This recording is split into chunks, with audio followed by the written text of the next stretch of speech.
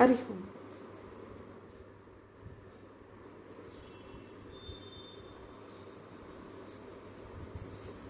మనలో యోగి శ్వాసలు, యోగిక శ్వాసలు ఉంటాయి. యోగి శ్వాసలు అంటే నిరంతరం నేర్చుకునేది, యోగిక శ్వాసలు అంటే నిరంతరం మనల్ని మనం మార్చుకునేది. యోగ మార్గం అనేది ఆది అంతం లేనిది. ఆనాడి దత్తాత్రేయుడు దిగంబర దత్తుడుగా సమాజంలో ముందుకు సాగిపోయాడు. అంటే ఎవరి నుంచి ఏది ఆశించకుండా, ఎవరిని శాసించకుండా నిరంతరం లోక కళ్యాణార్థమై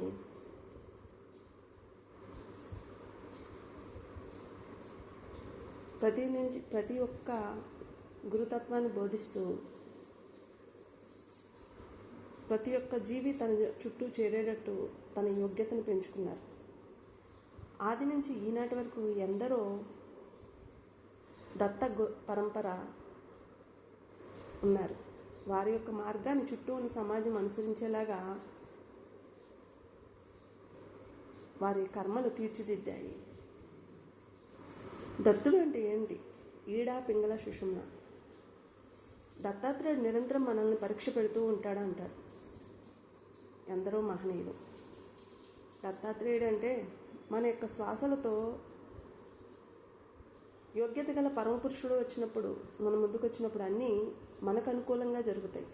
జరిగిన తర్వాత అక్కడ వారి యొక్క మార్గాన్ని అనుసరిస్తున్నామా లేదా సమాజం కోసం నిరంతరము సమాజం నుంచి ఫలితం ఆశిస్తూ ఎదుటివారిని శాసిస్తున్నామా అని మన శ్వాసలు మనల్ని శిక్షణ కూడా ఇస్తాయి. ఇప్పటికీ హిమాలయ యోగులు హిమాలయాల్లో వారి వద్దకు వచ్చిన శిష్యుల్ని ఎన్నో పరీక్షలు పెట్టి శిక్షణ ఇచ్చి శిక్ష ఇస్తూ శరీరానికి శిక్షణ ఇస్తూ ఎంతో ఉన్నతంగా తయారు చేసి గురువు తగ్గ తనయులు శిష్యులుగా తయారు చేశారు. అలాగే గుహల్లో వారి యొక్క పరంపర ఇప్పటికీ కొనసాగుతూనే ఉంది. మునుముందు అలాగే కొనసాగుతూనే ఉంటుంది. అందుకే యోగ విద్యకు ఆది అంతం లేదు. అదే గుహల్లో సంచరించి స్వామి మన ముందుకి యోగ మార్గాన్ని తీసుకొచ్చి అందరికీ ఎంతో యోగ్యవంతమైన సాధనలు అందించారు. మనం చేరామా, వారు మన ముందుకు వచ్చారా? గ్రంథాలు చదివి మనం చేరిన తర్వాత వారి యొక్క మార్గాన్ని ఆ గ్రంథాలు చదివి అనుసరించాలా, లేకపోతే ఈనాటి గురువులని తయారు చేసిన విధంగా వారిని తయారు చేసి యోగ మార్గాన్ని భ్రష్టు పట్టించాలంటే ఊరు పొమ్మంటుంది, కాడు రమ్మంటుంది అన్నట్టుగా యోగాన్ని తయారు చేశారు. యోగం ఎప్పుడు మనకు అనుకూలంగా ఉండదు. యోగానికి అనుకూలంగా మన మనసుని సిద్ధం చేసుకోవాలి.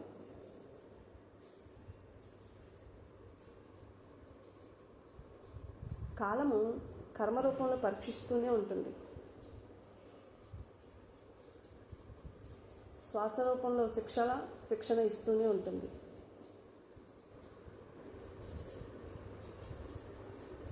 కాలము జ్ఞానము అంటే మనకి భగవంతుడు చెప్పాడు, నువ్వు ఒక అడుగు నా ముందుకేస్తే నేను 7 అడుగులు నీ ముందుకు వస్తానని. ఏ రూపంలో వస్తాడు? జ్ఞాన రూపంలో. శరీరం దైవాన్ని ప్రార్థిస్తుంది, మనసు దైవ మార్గాన్ని అనుసరించడానికి అంగీకరించకుండా చుట్టూ ఉన్న సమాజం కావాలనుకుంటుంది. అంటే ఇంద్రియాలు దైవం కావాలి, కానీ దైవ మార్గం వద్దు, లోక మార్గమే కావాలి అని ఇంతటి మహనీయుల వద్ద నేర్చుకున్న విద్యని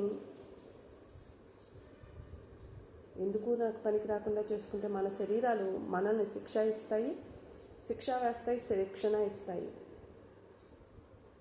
ఇక ఏదైతే యోగ మార్గాన్ని అనుసరించకపోతే అన్నీ వ్యతిరేకాలే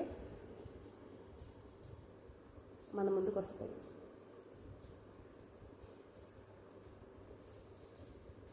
వ్యతిరేకాలే జరుగుతాయి. కొంతవరకే గురు చైతన్యం మనల్ని నడిపిస్తుంది. మనం మారుతామా లేదా అని నిరంతరము మన మనసులో ఉండి ఆత్మగురు చైతన్యం చూస్తూ ఉంటుంది. మారకపోతే నీ శిక్షకు నువ్వే బాధ్యుడివి అని వదిలేస్తుంది. అప్పుడు శరీరము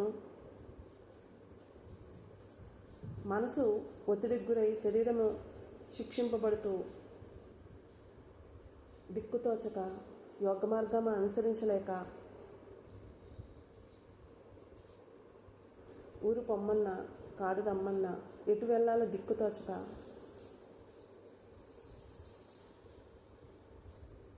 మనల్ని మనం కోల్పోతాం. అందుకని యోగం అనేది అంత తొందరగా అర్థమయ్యేది కాదు. మనల్ని మనం మార్చుకుంటేనే అవగాహనకు వస్తుంది. సాధనలో నిరంతరము కూర్చుని చేసేది కాదు.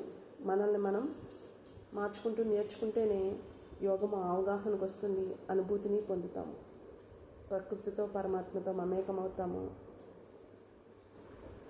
చుట్టూ ఉన్న కల్మషాలు మనల్ని మనం మార్చుకునేసరికి తాకకుండా ఎంతో యోగ్యవంతంగా తయారవుతుంది.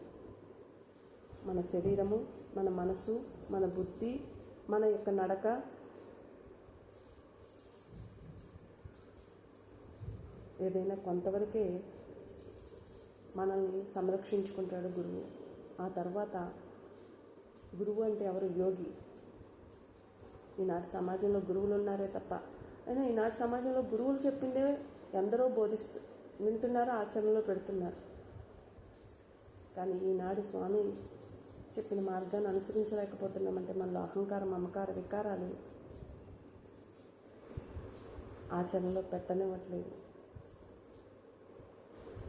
ఇకపై పెట్టేటట్టు మన కర్మలే చేస్తాయి.